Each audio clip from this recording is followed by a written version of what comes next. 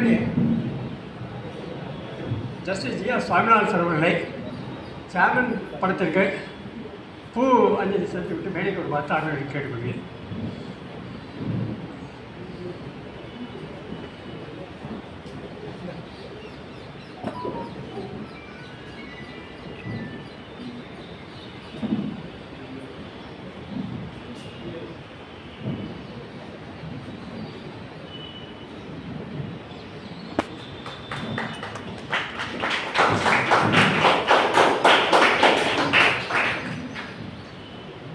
General ஆசிரியர் Ramasubbu sir அவர்களை chairman Thiruvalluvar படத்திற்கு மலரஞ்சலி செலுத்திவிட்டு மேடைக்கு ஒரு 10 ஆண்டுகள் கேட்டுக்கொள்கிறேன்.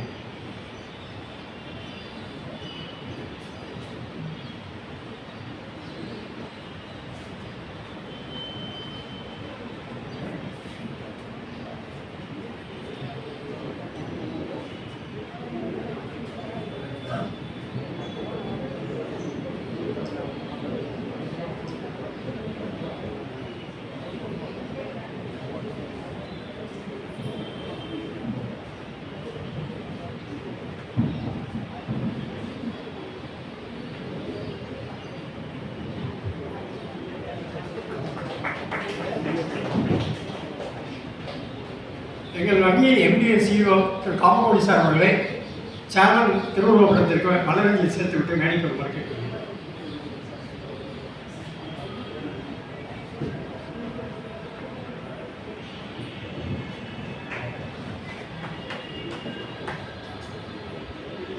நிகழ்ச்சியின் தொடக்கமாக ஸ்ரீமதி சுதாகரன் அவர்கள் கடவுள் வாழ்த்து பாடுவார்கள்.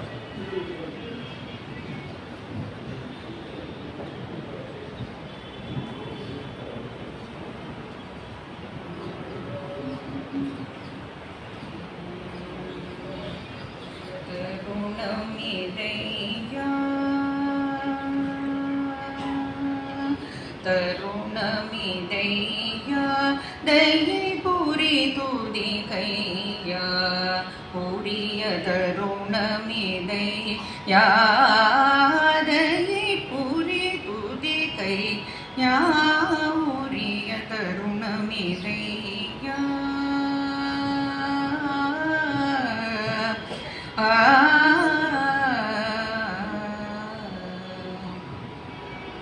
சரணம் என்றும் மலரடி பணி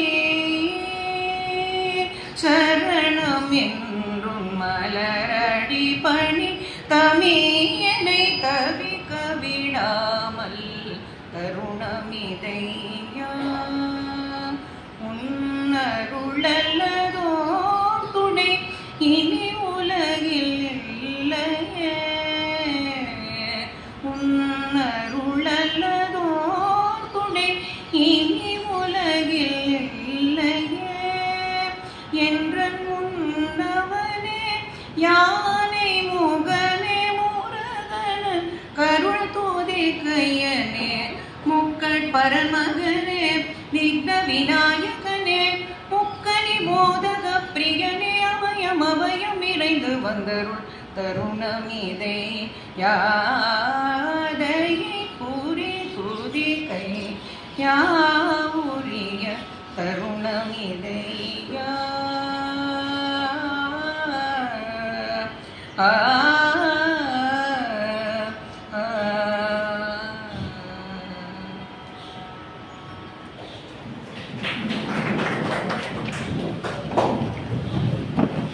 நன்றி சுதாகரன் அவர்களே.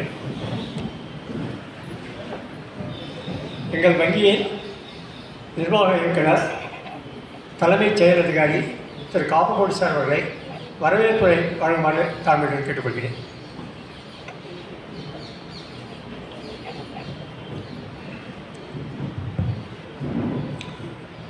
எல்லோருக்கும் நமஸ்காரம். ஜனரஞ்சனி கோபால்ராவ் லைப்ரரி சார்பாக இன்று தொடங்க இருக்கும் முன்னாள் CUB chairman Shri V. Narayanan அவர்கள் நினைவு இசை நிகழ்ச்சிகளின் தொடக்க நாள் நிகழ்ச்சிக்கு இன்று தலைமை தாங்கி நடத்தி வைக்க இருக்கும் நீதிபதி ஸ்ரீ ஜி.ஆர். சுவாமிநாதன் அவர்களே,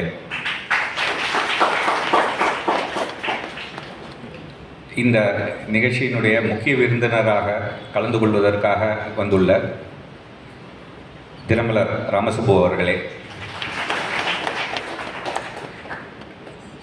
இங்கே திரளாக கூடியுள்ள பெரியோர்களே, தாய்மார்களே, வித்தியார்த்திகளே, இசை ரசிக பெருமக்களே, பிரசை சார்ந்த நண்பர்களே, உங்கள் அனைவரையும் இந்த நிகழ்ச்சிக்கு வருக வருக என்று வரவேற்கின்றேன்.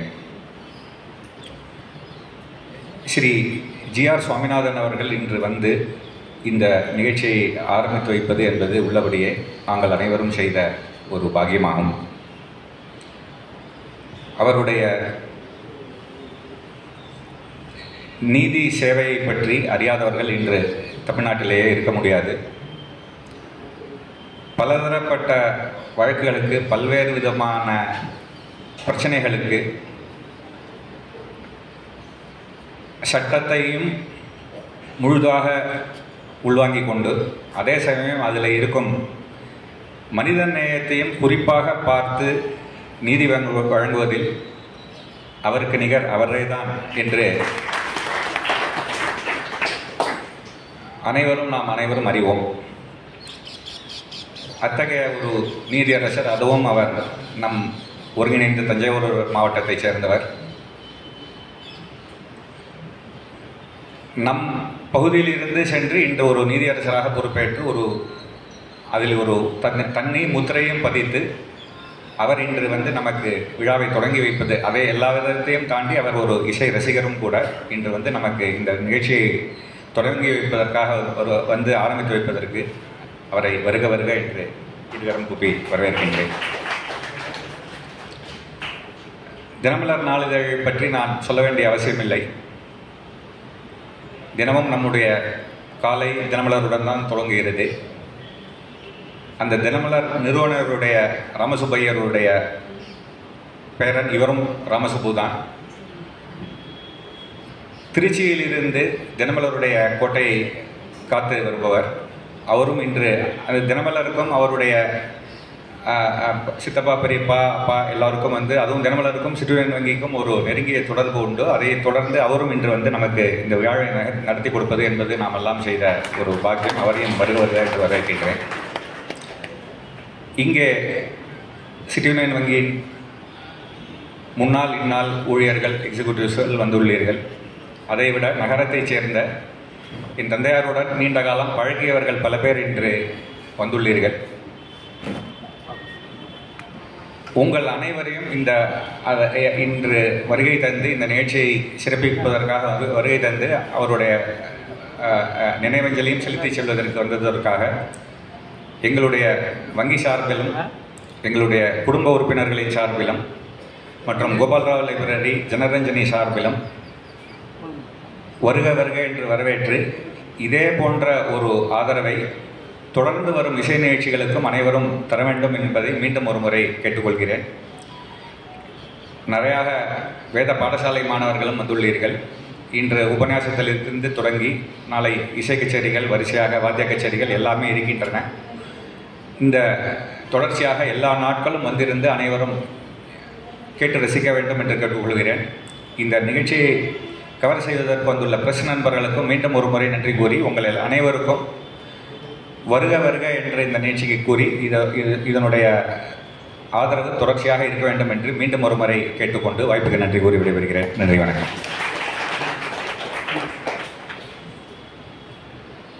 நன்றி காமகுடி சார் அவர்களே. நீதியரசர் திரு ஜி.ஆர். சுவாமிநாதன் சார் அவர்களே, தலைமை உரையாற்றி இந்த விழாவை துவக்கி வைக்குமாறு அன்புடன் கேட்டுக்கொள்கிறேன்.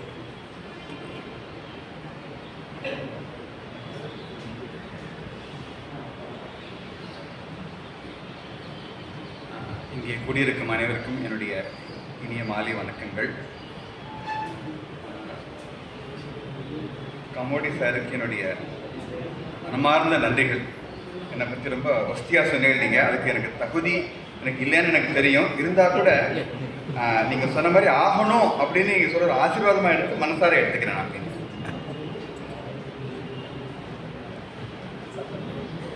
நான் மதுரை விட்டு கிளம்பும்போது என்னோட பிஏ வந்து அவர் தான் இந்த இன்விடேஷன் கார்டு இருந்தது. அதை பார்த்த உடனே சொன்னேன், சார் மியூசிக் கான்சர்ட் அப்படின்னு போட்டிருக்கு, ஆனால் இன்னைக்கு டாக்டர் யு வெங்கடேஷ் அவருடைய உபன்யாசம் தான் இருக்குன்னு போட்டிருக்கே அப்படின்னு சொன்னார்.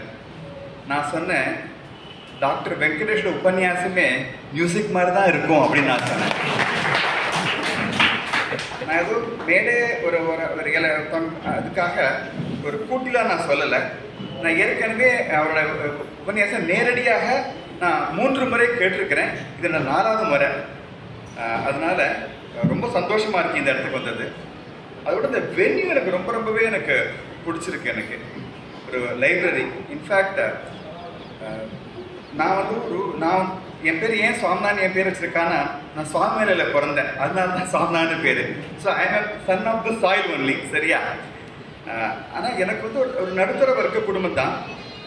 வாழ்க்கையில் வந்து ஒரு முன்னேறணும் அப்படிங்கிற உணர்வு எனக்கு எப்படி வந்தது அப்படின்னா, காரைக்காலில் இருந்த ஒரு public library. Almost every 3rd டே நான் அங்கே போவேன். 9th 10th 11 நான் 4 வருஷம் காரைக்காலில் இருந்தேன். அந்த 4 வருஷங்களும் அடிக்கடி நான் அந்த லைப்ரரிக்கு போய் அங்கே இருக்கிற புஸ்தகங்கள்லாம் படித்து அதுலேருந்து ஒரு உத்வேகம் வந்தது தான் எனக்கு வாழ்க்கையில் ஒரு திருப்புமணியாக சொல்வேன். ஸோ அது மாதிரி ஒரு மிக அற்புதமான ஒரு லைப்ரரி இந்த இடத்துக்கு வந்ததே ஒரு இட்ஸ் லைக் எ டெம்பிள். ஒரு ரொம்ப புனிதமான ஒரு இடத்துக்கு வந்த ஃபீலிங் எனக்கு வருது. எனக்கு ஒரே ஒரு வேண்டுகோள் என்னன்னா, கும்பகோணத்தில் இருக்கிற அந்த இளைஞர்கள், குழந்தைகள், மாணவர்கள் அத்தனை பேரும் இந்த லைப்ரரியை பூரணமாக பயன்படுத்தணும். அந்த செய்தியை இங்கே இருக்கிற பெரியவர்கள் மாணவர்கள் கொண்டு போகணும். அதுதான் நான் அவங்ககிட்ட விடுக்கக்கூடிய ஒரு வேண்டுகோள் இது.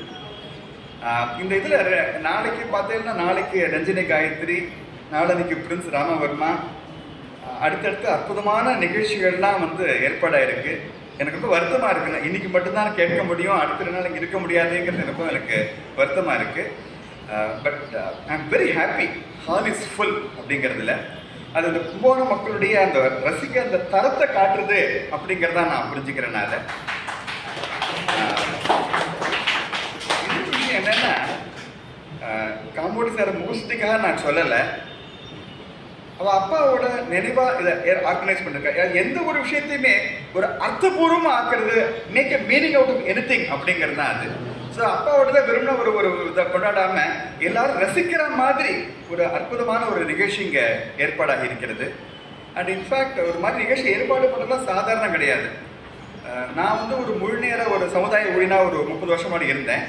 அதுக்கப்புறமா எங்கிட்ட வந்து பொறுப்பு கொடுத்தாங்க, இந்த நிகழ்ச்சி இந்த இயக்கத்தை நீ பார்த்துக்கணும் அப்படின்னாங்க. என்னால் ஒரு 9 வருஷத்துக்கு மேலே பார்த்துக்க முடியல.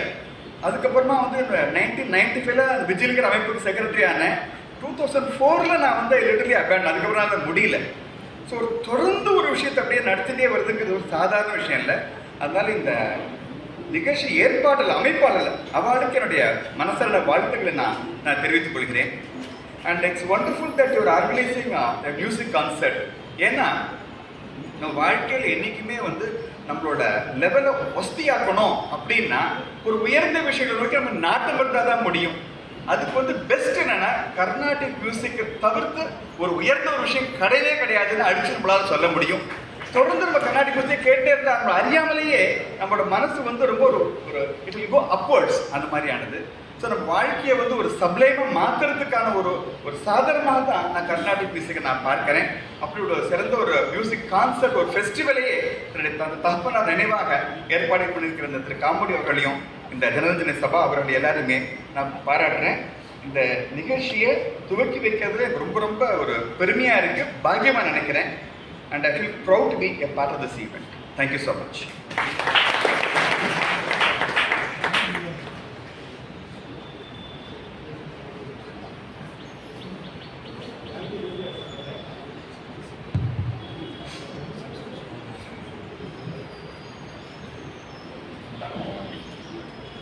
தினமலர் ஆசிரியர் முனைவர் ராமசுந்தர் சார் அவர்கள் நின்று அவர்கிட்ட பேச முடியாதுங்கிறதால நான் உட்காந்து பேசுகிறேன்னா ஒன்றும் ப்ராப்ளம் இல்லை சார்னு சொன்னேன்.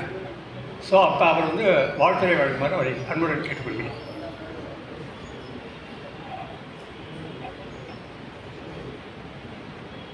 அனைவரும்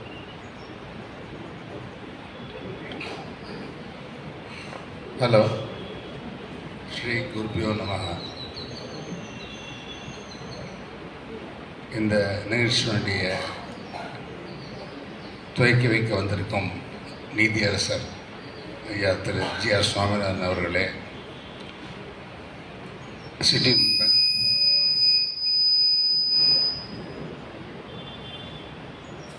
தலைவர் அவர்களே, இங்கே வீட்டிற்கும் முன்னாள் சேர்மன், அனைத்து சேர்மன்களையும், இந்த நிர்வாகத்துடைய அனைத்து அஃபிஷியல்களையும் மற்றும் எம்ப்ளாயீஸையும் பார்ப்பதற்கு மிக சந்தோஷமாக இருக்கின்றது. ஏனென்றால் சிட்டியன் வங்கி எந்த பிரான்ச்சுக்கு சென்றாலும் யூ ஃபீல் அட் ஹோம். அந்த அளவுக்கு ரொம்ப ராசியான பேங்க் அது. இதே நிகழ்ச்சிக்கு கணேஷ் குமரேஷ் வந்திருந்தார்கள். அப்பொழுது நான் தலைமை தாங்கியிருந்தேன். இப்போது 2ஆம் முறையாக ஐயா திரு தலைவர் நாராயண ஐயா அவர்கள் சிறந்த பண்புகளை நான் நிறைய பார்த்திருக்கிறேன். திப்பி ராஜபுரத்திலே அவருடைய இல்லத்திற்கு சென்றிருக்கின்றேன். சாதாரண வெள்ளை பனியனும் வெள்ளை சட்டையும் அணிந்து நல்ல வெத்தலைவாக போட்டுக்கொண்டு ஒரு எளிமையாக ஒரு நான் அவருடன் வயதில் மிகவும் குறைந்தவர் அவரை சந்திருக்கிறேன். அவரை கோவிந்தபுரத்தில் நான் அடிக்கடி சந்தித்திருக்கிறேன். நான் நிகழ்ச்சிகளில் வளர்ந்து கொண்டிருக்கிறேன். இப்பேற்பட்ட ஒரு பெரிய மனிதர் 25 ஆண்டு காலமாக இந்த வங்கியினுடைய தலைவராக இருந்துள்ளார். அது எப்படி சாத்தியம் என்று அடிக்கடி நான் யோசிப்பதுண்டு. நான் மட்டுமல்ல, இங்கே இருக்கின்ற அனைத்து ஊழியர்களும் அவர்கள் மேல் அவ்வளோ பாசம் வைத்திருந்தார்கள். அவரது சிந்தனை வங்கியை பற்றியதான் இருக்கும். ஒவ்வொரு ஊழியர் கூட்டத்திலும் அவர் சொல்வாராம், நீங்கள் வங்கியை கவனித்துக் கொள்ளுங்கள், நான் உங்களை கவனித்துக் கொள்கின்றேன். இந்த ஊக்க வார்த்தைகள் ஒரு சிறிய வங்கியை பெரிய மற்றும் சிறந்த வங்கியாக்க பாலமாக அமைந்தது. ஆனால் இவரோ இந்நாள் ஊழியர் மட்டுமல்லாது பென்ஷன் ஸ்கீம் வருவதற்கு முன்பு ஓய்வு பெற்ற ஊழியர்களின் பால் அக்கறை கொண்டு அவர்கள் எதிர்பார்த்த விதத்தில் அவர்கள் பயனுறும் வகையில் ஒரு பென்ஷன் ஸ்கீம் அறிவித்து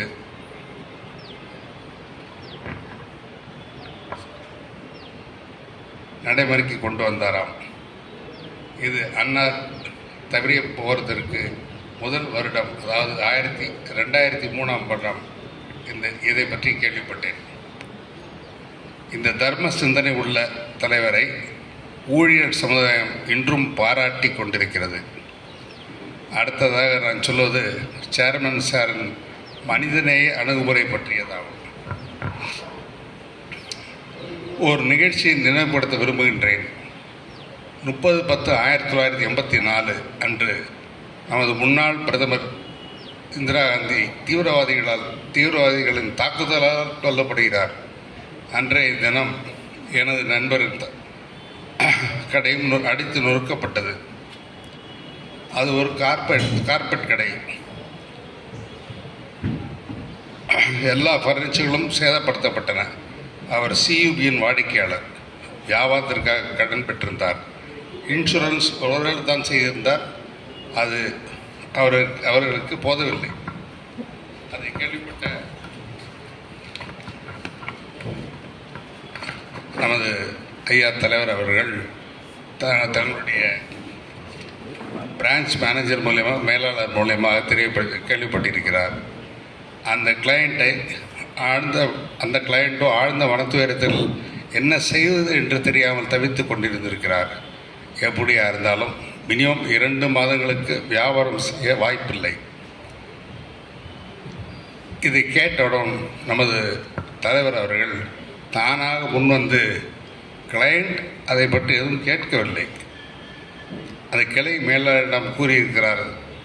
மனோகர் தால்வார் என்ற அந்த நபரின் கடை 3 நாட்களில் பிஸ்னஸை ஆரம்பிக்க வேண்டும், அதற்கு என்ன கடன் வேண்டும் என்ற விவரத்தை கேட்டறிந்து உடனே 10 லட்சம் ரூபாயை சாங்ஷன் செய்துள்ளார். அந்த காலத்திலேயே அன்றைய தின பண மதிப்பின்படி அது மிகப்பெரிய தொகை.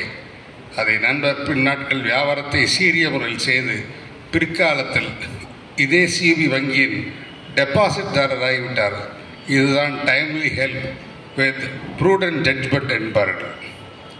இதை இந்த நண்பர் தன் வாழ்நாட்டில் முழுவதும் கூறிக்கொண்டிருந்தார். அவர் போன வருடம் இறந்தார்.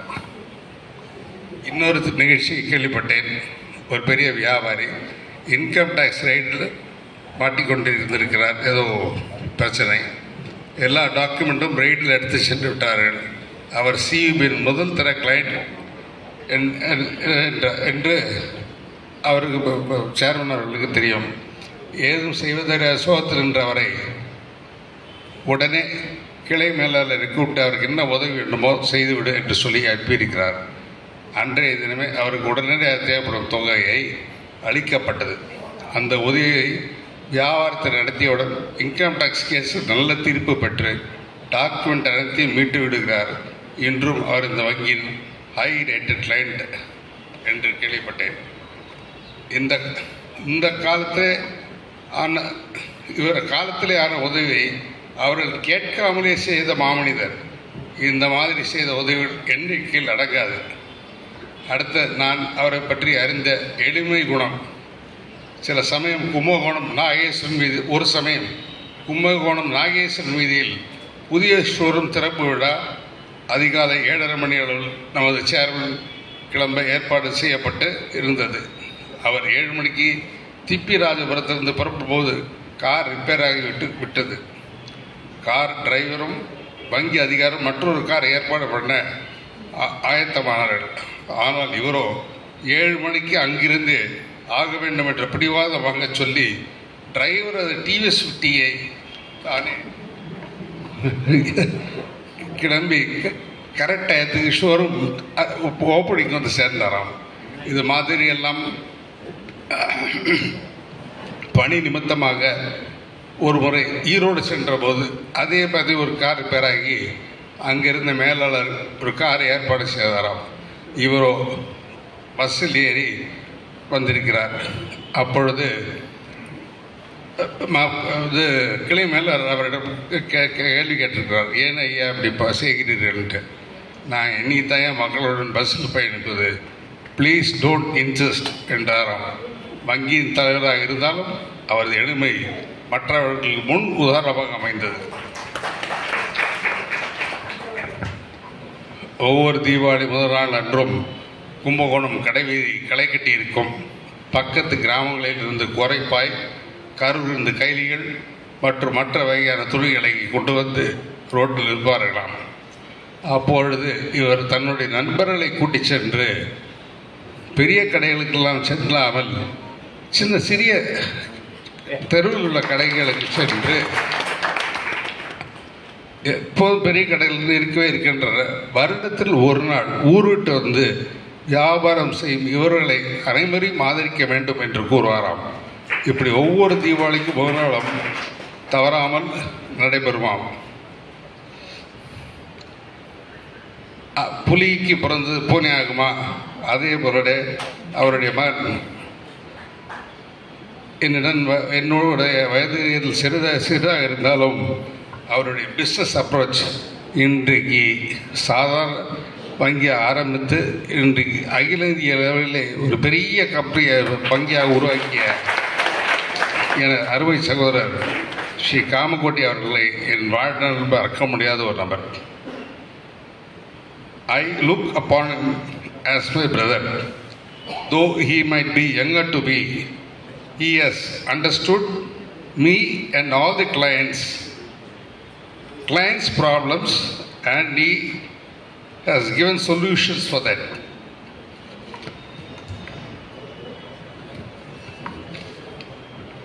He has expanded CUB into a large bank in India. நான் அயோத்திக்கு சென்றிருந்தேன். அங்கே நம்ம சியூபியை பார்க்கும் பொழுது மிக சந்தோஷமாக இருந்தது. யூபியில் சில இடங்களில் சென்றேன். அங்கேயும் ஒவ்வொரு கிராமங்கள் போகும்போதும் தஞ்சை மாவட்டம் மட்டுமல்ல, எந்த கிராமத்துக்கு சென்றாலும் சியூபியின் கிளையை பார்த்தால் இது நம்ம வீட்டு பேங்க் என்ற ஒரு எண்ணம் தோன்றும். அந்தளவுக்கு அங்கே இருக்கிற நிர்வாகிகள் மற்றும் ஊழியர்களுடைய கனிவான கவனிப்பு.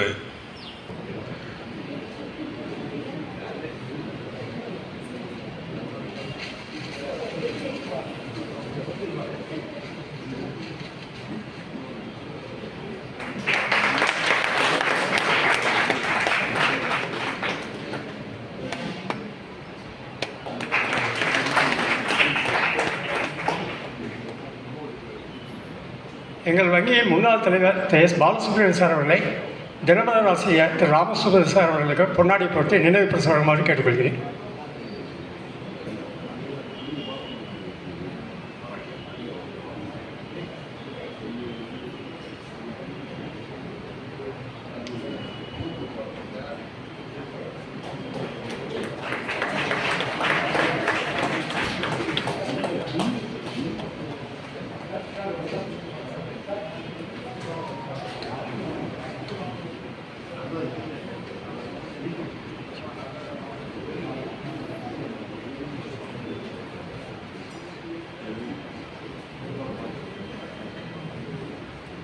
எங்கள் நகரத்தின் முன்னாள் எம்எல்ஏ திரு ராமநாதன் அவர்கள் தினமலர் ஆசிரியருக்கும் நீதிபதிக்கும் பொன்னாடி அணிவித்து கௌரவிப்பார்.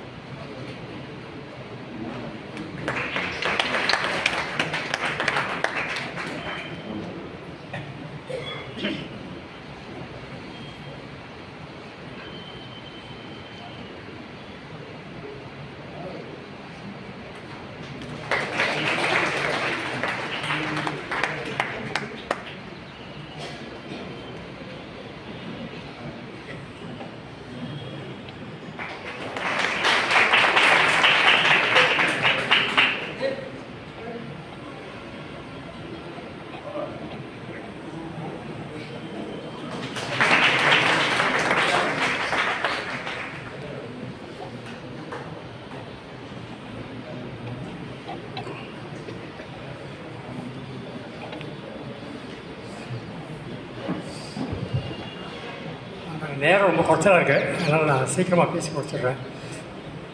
நான் வந்து இந்த ப்ரோக்ராம்லாம் ஓரளவு ஃபைனலைஸ் பண்ணதுக்கப்புறம் யாரை தலைமை தாங்க கூப்பிடலாம் அப்படின்னு யோசிச்சுட்டு இருந்தேன். அப்போ இந்த யூடியூப் பார்த்துட்டு இருந்தேன். அப்போ பார்த்தபோது ஜஸ்டிஸ் ஏஆர் சாமிநாதன் சார் பற்றி நிறையா விஷயங்கள் அதில் இருந்தது. எனக்கு அப்போ ஒரு பாட்டு தான் ஞாபகம் வந்தது. இனிமேல் ஸ்கூலில் நம்ம எல்லாருமே படிச்சிருக்கோம். சொல்வது எல்லாருக்கும் சுலபமாகும், சொன்னபடி நடப்பவர்கள் உலகில் சொற்பம், எல்லையின்றி நீதிகளை எழுதுபவர் எழுதியது பிறர்க்கை தமக்கென்றார் அப்படின்னு ஒரு பாட்டு இருக்கும். அதுக்கு ஜஸ்ட்டு ஆப்போசிட்டாக ஒரு நீதி பரிபாலனை பண்ணிட்டு இருக்கிற நம்ம சார் வந்து இங்கே இதை இனாக்ரேஷன் பண்ணாக்க நமக்கு ரொம்ப பெருமையாக இருக்குமேனு எனக்கு தோணிச்சேன். சரி, உடனே நம்ம எப்படி அவர் அப்ரோச் பண்ணலான்னு போது எனக்கு என்னுடைய நெருங்கிய நண்பர் திரு ரீசெண்டாக ஓய்வு பெற்ற ஜிஆர் சுப்பிரமணியன் சார் அவர்களை தொடர்பு உண்டு எனக்கு கொஞ்சம் சாரை ஃபிக்ஸ் பண்ணி தரமே முடியுமான்னு கேட்டேன். அவர் சொன்னால் அது ஒன்றும் ப்ராப்ளம் இல்லை, நான் கேட்டுதான் உங்களுக்கு 2 நாளில் சொல்கிறேன் அப்படின்னு சொன்னார். அப்புறம் 2 நாள் கழிச்சு அவரே ஃபோன் பண்ணேன். சார் இமீடியட்டாக ஒத்துட்டார். நீங்கள் வந்து அவர் பிஏ நம்பர் அனுப்பிச்சிருக்கேன், நீங்கள் பிஏவை தொடர்பு கொண்டு பாக்கியை பேசிக்கோங்க அப்படின்னா. ஸோ அப்புறம் அவர் பிஏவை காண்டாக்ட் பண்ணேன். அவர் பிஏ பார்த்துட்டு ஒத்துட்டார் சார், ஒன்றும் ப்ராப்ளம் இல்லை, நான் டைரியில் பிடிச்சி விட்டேன், அதனால் நீங்கள் வந்து ஃபர்தராக எல்லாம் ப்ரொசீட் பண்ணிக்கோங்க அப்படின்னு சொன்னார். சரி, அப்புறம் நல்லா இதுவாகிடுச்சு சொல்லிட்டு அப்புறம் இன்விடேஷன்லாம் பிரிண்ட் ஆகி வந்தது. ஸோ அந்த இன்விடேஷனை கொடுக்கணும் அப்படிங்கிறதுக்காக திருப்பி பிஏ சாரை தொடர்பு கொண்டு எனக்கு சாரை நேராக கொண்டு கொடுக்கணுமே, ஒரு அப்பாயின்மெண்ட் வாங்கி தர முடியுமா அப்படின்னு கேட்டேன். அவர் வந்து நீங்களே போகிறீங்களா அப்படின்னு கேட்டார். நானே போகணுன்னா போகிறேன் சார், அப்படி இல்லைன்னா பேங்க்கில் யாராவது முக்கியமாக ஆஃபீஸர் இருப்பா, அவரை வந்து கொடுக்க சொல்கிறேன் அப்படின்னேன். பட் அவர் மதுரையில் தான் இருக்கார் அப்படின்னார். சார் எங்கே இருந்தாலும் பரவாயில்ல, சிபிஐகளை எல்லா இடத்துலையும் இருக்குது, ஒன்றும் ப்ராப்ளம் இல்லை, நீங்கள் சொன்னால் எங்கே வேணாலும் கொடுத்துடலாம் சார் அப்படின்னு சொன்னேன். சரி, நான் கேட்டுட்டு சொல்கிறேன் அப்படின்னு சொன்னார். ஸோ 2 நாள் வெயிட் பண்ணேன். பட் அப்புறம் எனக்கு 10 நாள் தான் அவகாசம் இருந்தது.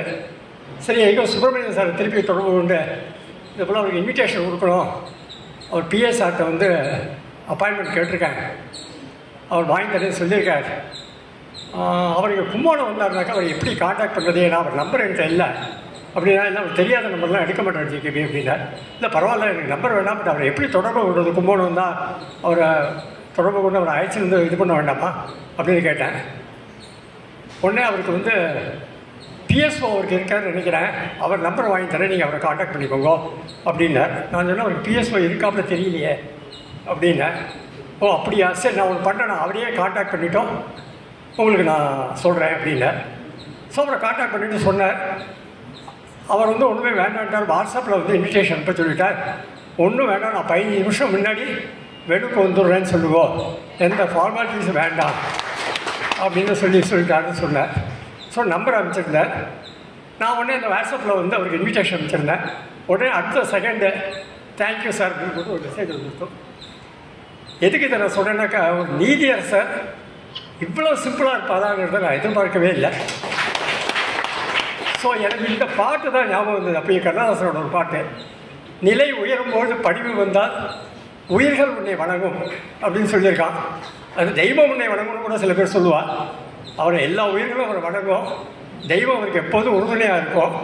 அவர் இங்கே வந்து இந்த விழாவை தலைமையேற்று நடத்தி கொடுத்ததுக்கு ஜனாதிபதி சார்பில் சிட்டியின் சார்பிலும் எனது நன்றியை தெரிவித்துக் கொள்கிறேன். அப்புறம் வந்து இப்போ சேனலை பற்றி பேசணுன்னாக்கா, யாராவது நன்னா அவரோட பரிச்சயமானவா, அவரை பற்றி என்ன தெரிஞ்சவானா வேணும், யாரை கூப்பிடலாம் அப்படின்னு யோசிச்சுருந்தேன். அப்போ தான் தினமலரில் சாரோட சக்தியத்தை பற்றி வருது, நிறையா ஃபோட்டோஸ் வந்துருந்தது. ஸோ சார் எனக்கு நல்லா தெரியும். அதனால் நான் உடனே என்ன நினச்சேன்னாக்கா, அப்படியே நேராக தொடர்பு கொண்டு பேசலாம்னு சொல்லிட்டு சாருக்கு ஃபோன் போட்டு, சார் இதை போல் இருக்கு, நீங்கள் கண்டிப்பாக வரணும் சார்னு சொன்னேன். அவரை ஒன்றுமே அடுத்தது சொன்னேன், டெஃபினட்டாக வந்துடுறேன் ஜிகேபி, நான் இப்போ திருக்கடையை போயிட்டு என்னோடய பேரை குழந்தைக்கு மொட்டை போட்டு வந்துட்டுருக்கேன். அதனால் நான் உங்களுக்கு வந்து ஆஃபீஸ் வந்துட்டோம் நான் கன்ஃபார்ம் பண்ணிடுறேன், டைரியை பார்த்துட்டோம் அப்படின்னா. அப்புறம் ஒரு நாள் கழிச்சு நான் ஒரு தொடர்பு கொண்டேன். நான் வந்துடுறேன், ஒன்றும் ப்ராப்ளமே இல்லை, நான் டெஃபினட்டாக வந்துடுறேன்னு சொல்லிட்டு சொன்னேன். சரி அவருக்கு இன்விடேஷன் வந்தோடனே, சார் நேரில் கொடுக்கணும் இன்விடேஷன், உங்களுக்கு ரூம் ஏதாவது போடட்டுமா, கார் ஏதாவது அனுப்பட்டுமான்னு கேட்டேன். அதெல்லாம் ஒன்றும் வேண்டாம், நீ உங்களை மற்ற வேலையை பாருவோம் அப்படின்னு சொல்லிட்டேன். ஸோ அவரும் இவ்வளோ சிம்பிளாக இருந்து அவரையும் வந்து எல்லா உயிர்களும் வணங்கும், தெய்வமும் அவருக்கும் உறுதுணையாக இருக்கும். ரெண்டாவது இங்கே வந்து ஒரு அற்புதமான சேர்மனை பற்றிய ஒரே நிகழ்த்தினார். இன்ஃபேக்ட் எங்களுக்கு தெரியாத பல விஷயங்களை அவர் வந்து தெரிஞ்சு வச்சுட்டு சொல்லியிருக்கார். ஸோ எங்களுக்கே ரொம்ப ஆச்சரியமாக இருக்குது. ஸோ அதனால் நான் வந்து என்னோடய செலெக்ஷன் ரொம்ப சரி அப்படின்னு எனக்கு இப்போ ஒரு காலம் தூக்கி விட்டுக்கலாம் போல இருக்குது. ஸோ அவருக்கு என்னோடய நன்றியை கூறுகிறேன். அப்புறம் காமோடி சார், அவர் வந்து இந்த லைப்ரரியோட ஒன்னாதி அரங்காவலர் மெம்பர். அவரோட ஹெல்ப் இல்லைன்னா நீங்கள் இந்த லைப்ரரி இவ்வளோ தூரம் கொண்டு வந்திருக்க முடியாது. அவர் வந்து எங்கள் சிட்டிசன் பேங்கின் 120வது ஆண்டு விழா கொண்டாடுறத ரொம்ப பிஸியாக இருக்கார். இன்ஃபேக்ட் நம்ம இந்திய திருநாட்டின் ஜனாதிபதி அவர்கள் வந்து ரொம்ப ஷார்ட் டேட் ஒன்று கொடுத்ததுனால அவருக்கு வந்து is heart breast for time. In fact அப்படி இருந்தும் இங்கே இந்த விழாவில் பங்கு பெற்றுப்பட்டு இந்த வரவேற்பு எழுதியிருக்க அவருக்கு என்னுடைய நன்றியை தெரிவித்துக் கொள்கிறேன். இதை தவிர்த்து இந்த விழா நடக்கணும்னாக்கா ஃபைனான்ஸ் வேணும். இதை வெறுமனே அப்படியே நடத்த முடியாது, பணம் இல்லாமல் ஒன்றுமே பண்ண முடியாது. ஸோ எனக்கு தொடர்ந்து இந்த 15 வருஷமாக நான் அந்த விழாவை எந்தவித தோல்வியும் இல்லாமல் எக்ஸப்ட் அந்த கொரோனா பீரியடை தவிர்த்து பாக்கி எல்லாத்தையும் நடத்திட்டு இருக்கோம். We are drawing top class artist தான் இங்கே வந்து பாடிட்டு இருக்கா.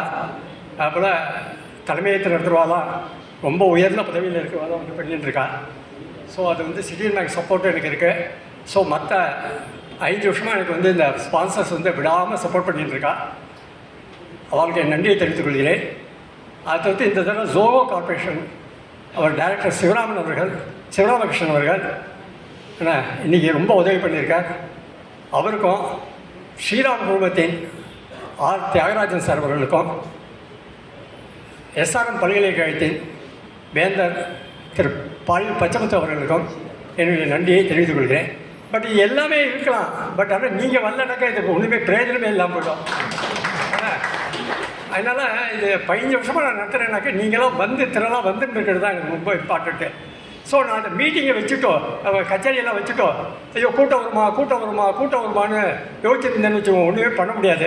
அதனால் எனக்கு கச்சேரி வச்சோடனே தெரியும் டெஃபினட்டாக கூட்டம் வரும்னு சொல்லி. இன்ஃபேக்ட் காமோடி இன்னும் இவ்வளோ கூட்டம் வருதா இல்லைன்னு கேட்டேன் இல்லை. அதனால் அதில் நான் கவலைப்படாமல் இருக்கிறது காரணம் உங்களோட ஆதரவு தான். ஸோ உங்களுக்கெல்லாம் என்னோடய நன்றியை தெரிவித்துக் கொள்கிறேன்.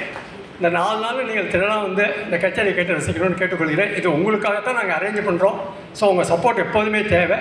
ஸோ நன்றி கூறி விடைபெறுகிறேன். இந்த ஸ்டேஜை வந்து குழந்தை டாக்டர் வெங்கடேஷ் அவர்களுக்கு விட்டுவிட்டு நான் வாய்ப்புக்கு நன்றி கூறி விடைபெறுகிறேன். வணக்கம்.